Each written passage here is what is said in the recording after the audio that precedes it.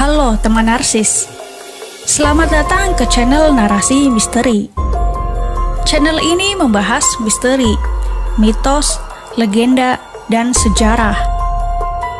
Sebelum lanjut ke pembahasan selanjutnya, silakan subscribe channel ini dan nyalakan lonceng notifikasi agar tidak ketinggalan dengan video terbaru dari channel ini.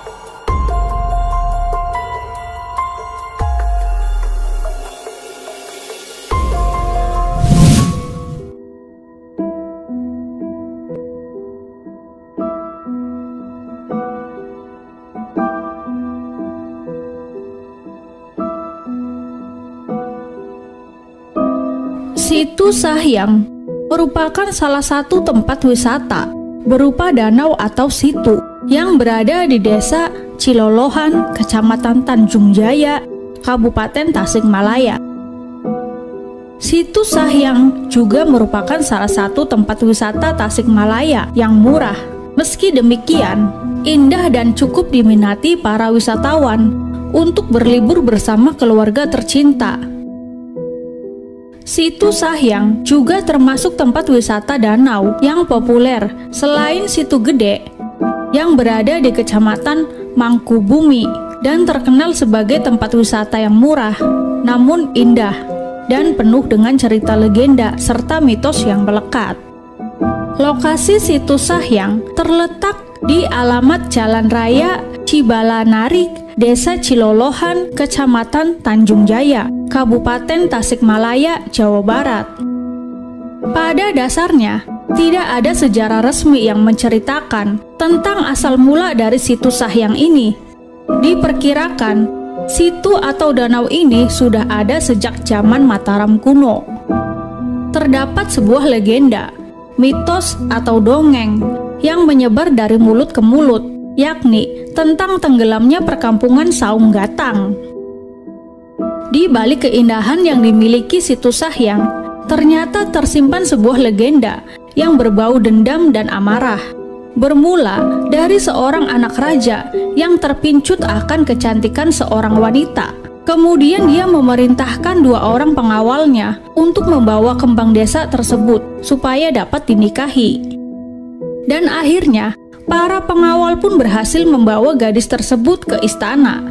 Diadakanlah pesta besar-besaran selama 7 hari 7 malam. Ternyata gadis tersebut sudah memiliki seorang suami yang pada saat itu sedang pergi ke kerajaan Mataram yang bernama Resi Galunggung. Ketika kembali ke desanya, beliau mendapati kabar bahwa istrinya dibawa ke istana untuk dinikahkan dengan anak raja. Mendengar hal tersebut, dia pun menyusul ke istana dengan wujud budak puncir atau anak kecil hitam, dengan sebelumnya meminta para anjing untuk menggonggong sehingga suaranya beradu dengan pesta pernikahan anak raja, dan meminta untuk bertemu dengan anak raja, namun ditolak oleh para pengawal yang menjaga di depan istana. Mendengar hal tersebut, Resi Galunggung pergi sambil menancapkan lidi, dan beliau berucap, "Siapa saja yang dapat mencabut lidi ini, maka aku akan bertekuk lutut di hadapannya." Anak raja tersebut akhirnya berusaha untuk mencabut lidi tersebut, namun tidak berhasil. Ketika Eyang Resi mencabut lidi tersebut, keluarlah air dari dalam tanah yang akhirnya menenggelamkan perkampungan Saung Gatang tersebut. Tak berhenti sampai di situ, Resi Galunggung pun mengucap sumpah yang mengatakan bahwa siapa saja yang meminum air dari tenggelamnya perkampungan Saung Gatang akan berubah menjadi ikan.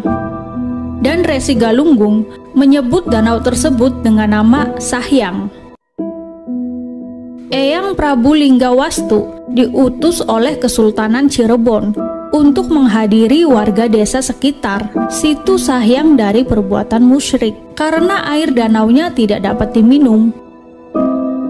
Eyang Prabu Linggawastu saat itu didampingi oleh Eyang Lokananta dan Eyang Lokananti, di mana masing-masing memiliki kemampuan yang berbeda. Jadi, selain menikmati alamnya yang indah, kamu juga dapat melakukan wisata religi ke makam Eyang Prabu Linggawastu.